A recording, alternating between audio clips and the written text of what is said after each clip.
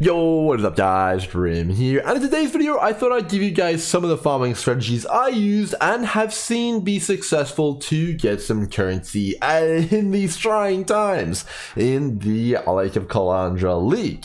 Alright, so the difficulty of Lake of Kalandra is quite high. As a league, Arch Nemesis, the mechanic, and there's just weird stuff going on with drops and all sorts of stuff like that.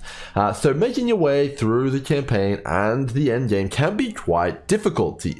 So I have finished most of my character's gear. We're rocking most of what we wanted to go for, and we're getting geared up for a big grind ahead of us for some of the next character's items. However, how did I get here? How did I do that? Well, my story is probably pretty similar to a lot of you guys. So upon arriving in white and yellow maps, it was a bit of a struggle. Overall, getting gear is pretty hard at the start. So what did I do? Well, I did Chaos Recipe in white maps using Lake of Kalandra, focusing on the generic reward tiles, which give you stuff like the jewelry and the armor and stuff like that. And in addition to that, I did nothing else. I just went for currency from Chaos Recipe. That should net you some of your basic items, maybe some cluster jewels, some of your uniques and stuff like that. Just, truck along, do white maps, do not push higher, and just, get through there and, get some juice. I would not recommend going for essence or anything like that too early, and all I would recommend really on the Atlas passive tree is to pick up strong boxes, maybe some shrines, and a harbinger and the map sustain nodes. Maybe you could come up here and grab secret operations as well, but that's all I would recommend. The game is tuned quite difficultly, so getting some Chaos Recipe done early to get some gear is definitely the vibe, and you're going to want to pick up some gem levels and, kind of just feel it out and, take it a little easy on that first little bit of a sprint through the Atlas. Alright, when you get up a little bit though, and you're kind of getting to the power level where you can do some yellows or, maybe a few early reds as well, I'd recommend chilling out. Do not push it too hard. I decided after getting my initial gear to push all the way up to T11s to 12s, and I got absolutely destroyed, specifically by Arch Nemesis rares, and it was a bit of a struggle. Now, what would I recommend doing? Well, I would recommend hanging out still in white tier maps. If you go ahead and take a look at my previous VOD, you'll notice that's exactly what I'm doing at the start of day 2. What I'm doing is I went back to white maps, I took all of the essence nodes, everything on the tree, and then I chilled in white maps, doing some strands, doing any good layout that I didn't mind doing. And what I would do is I would just run Essence on the map device using 2C. There's absolutely no way you can lose money running Essence on the map device. It's not actually possible. And the reason for that is, A, most people can't do Essences with their build because they start to go into the higher tiers. They go for yellows, and even when you get into yellows, the Arch Nemesis Essences are incredibly tanky. And B, when you get into reds, they're just not possible. Even with my full gear, it's still a struggle on the essence front, which is apparently a pretty common thing. So overall, essences are pretty much exclusively being provided by people doing what I just mentioned earlier, hanging around in whites to get some extra gear. So what I was doing is I would do the essences in maps, I would corrupt all of the purple essences so that you can get the corrupted essences. And what I would do, my tab currently isn't listed because I was getting spammed for everything while I was trying to do other stuff. But overall, what I would do is I would just go in, get all the essences, finish the map, get out. And then once you have, a good amount of essences, you list the entire tab for 1 chaos or even less than 1 chaos if you want to. You could do it for 4.5 to 5 or 4 to 5. And that's the kind of thing you would do. And you just sell them, bang, just get them all. And you're going to net probably 100 or 200 chaos, doing this, in a couple hours or maybe a play session, which is going to be enough to get you some more gear, maybe some jewels or something that you need for your character.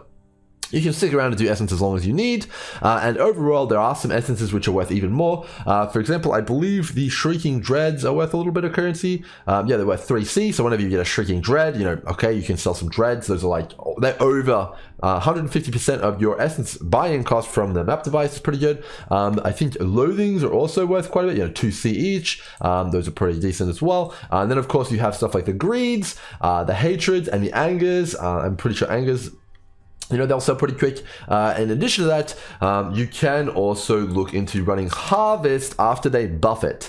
So currently Harvest is pretty underwhelming in low tier maps, but it's very, very good in T16s. But they're actually making a bit of a change to that. They're making it much better in lower tier maps now. So you may want to look at that as well. But however, similar to Essence, the rares, the Arch Nemesis rares are ridiculously hard in that. So you're going to want to make sure you exercise caution with that. And that's basically what I would recommend doing in the early game. So you can do some Lake of Kalandra with with all my tips, which I've done in my previous videos, as well as some kiosk recipe. Then you can graduate into doing some essences. Maybe you can play around with a little bit of harvest, but that's what I would do in the early game to get my initial gear. Now after that, I would start rolling into yellows, buy some completion if you need to, and then I would power all the way up to red tier maps. Now once you're in T14 plus, you will have access to Eldritch altars, which are massive currency.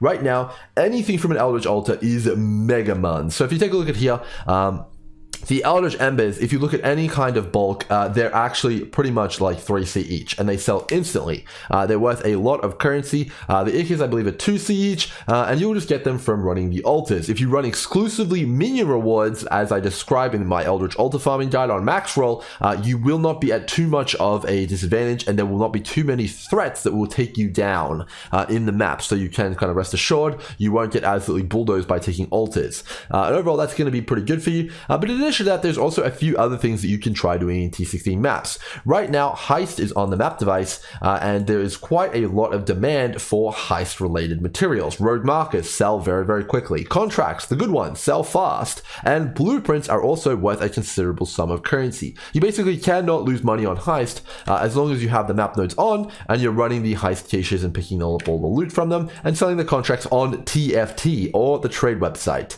Overall, you do need to sell the contracts though. You want to sell the bulk contracts and the good contracts and the blueprints, also stuff like that, but it is quite strong. Next up, I want to talk about Harvest, because that is another big winner. Harvest is quite good in higher tier maps. Getting the Life Force, selling the Life Force, people are saying it's really good. I haven't run it myself, but everyone is singing its praises in higher tier maps. You can sell Life Force for quite a pretty penny, and that's going quite well as well. Next up, we will quickly talk about Expedition. I haven't done it personally, but people are getting good results, they said. There's been no issues with Expedition. People are saying it's pretty damn good. Blight, similarly, quite strong. Everyone's saying it's a pretty good time in Waste Pool as well. So that's pretty much all the stuff which I covered in my initial video. It's all performing well. You can still do all of that in endgame. And then the final one I want to talk about here is Legion. So Legion is particularly good because the Arch Nemesis buffed rares drop a considerable amount of loot when they have specific affixes on them, like Kitava touched and Solaris touched and stuff like that. They can drop massive loot explosions. My highlight was getting 30 Gilded Scarabs from a single rare in my Legion. That was very exciting. I had a lot of fun with that one. So overall, you can make quite a lot of currency from everything I described. Right now, what I've done in endgame is I did a bit of Heist to start out with, and now I'm doing Legion, and it's been quite rewarding for me. And overall, I think it's a pretty good time. I don't think you should worry too much about making currency as a solo player. As long as you're farming lead mechanics, you should not be affected by all of the crazy quantity item stuff going on around here. The loot is particularly good in mechanics which have a static drop rate. So stuff like Legion, which has reward tiles, or stuff like Eldritch Altars, which gives you a flat % chance to drop loot from monsters. That is definitely, there's no issues at all. So if you guys enjoyed this short video on giving you a few tips and tricks on things that I use to make currency, it's obviously not a full guide here. If you're interested in the Atlas trees that I recommend, go check out my pre-league video I did. Basically, the Atlas trees that I recommend are all of those. They're all completely fine. I haven't had any issues with any of that. I am basically running exactly what I described I was going to run for Legion in my previous video, and it's been working great. Overall, can't wait to continue juicing. Can't wait for the League of Calandra buffs. Yay! I'll see you guys in the next one. Cheers.